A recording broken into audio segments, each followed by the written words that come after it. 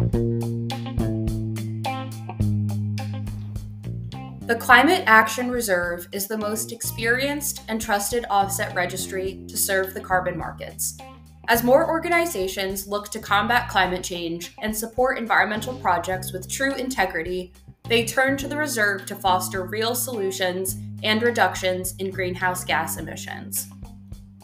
Through Carbon Connection, the reserve's in-house experts will explore our high-quality standards for carbon offset projects and discuss climate change practices that benefit economies, ecosystems, and society. Thank you for joining.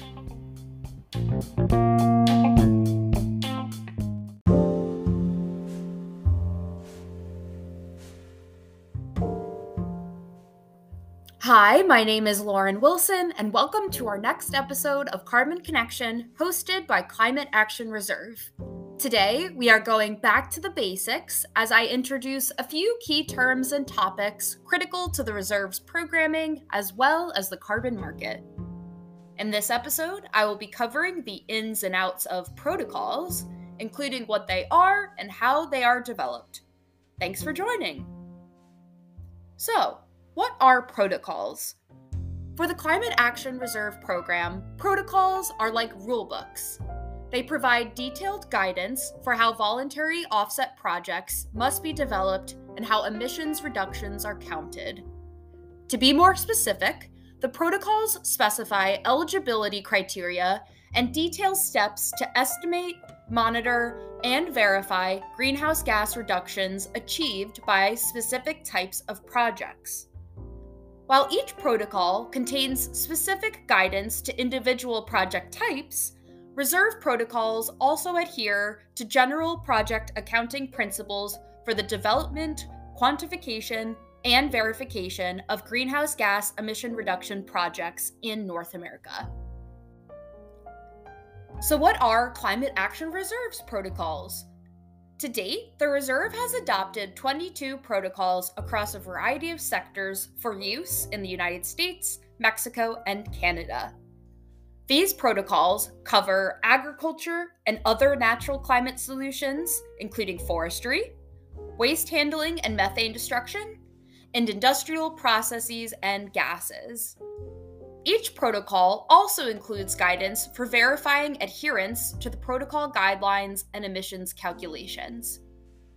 Now, with over 20 years of experience under our belt, the Climate Action Reserve is excited to continue expanding our impact beyond North America and are looking to develop new protocols in new regions as opportunities within the carbon market arise.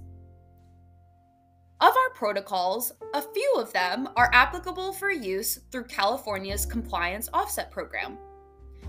We at the Climate Action Reserve are honored to have earned approval from the Air Resources Board, or ARB, to serve as an offset project registry for the Compliance Offset Program under California's Cap-and-Trade program. The Air Resources Board has adopted 6 compliance offset protocols that may be used to generate registry offset credits, or ROCs. These are U.S. forest, livestock, mine methane capture, ozone-depleting substances, rice cultivation compliance, and urban forest. The Reserve and its voluntary protocols supported the development of these compliance protocols.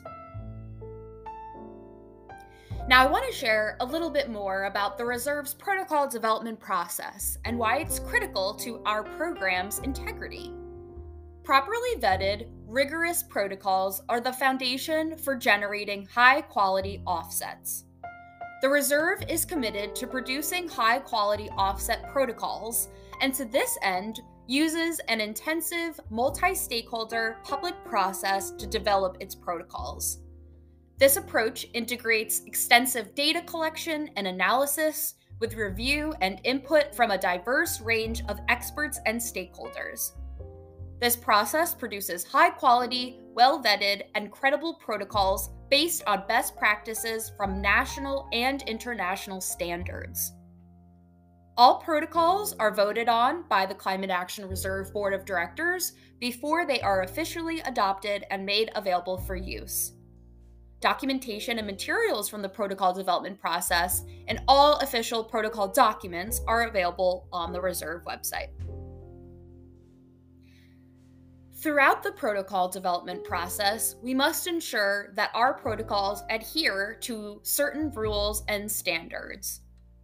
The Reserve's offset protocols are designed to be consistent with the principles, requirements, and guidance of two overarching standards for project-based greenhouse gas accounting.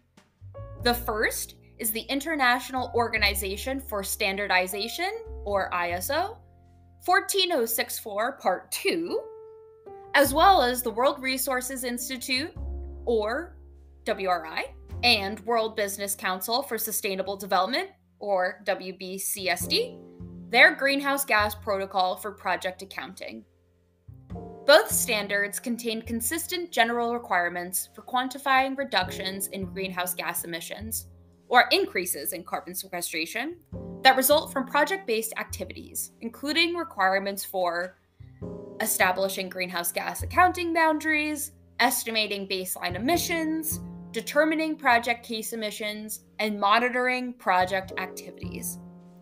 Although the ISO and WRI WBCSD standards are largely consistent in their basic requirements, they have different terminologies and structures. Reserve protocols may utilize terminology from either or both standards depending on circumstances.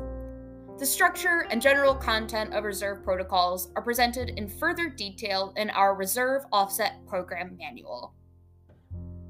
That's it this time around. I hope you learned more about the Reserve's protocols, how they're developed, and the standards that we follow when developing our protocols. Tune in for more next week, and thanks so much.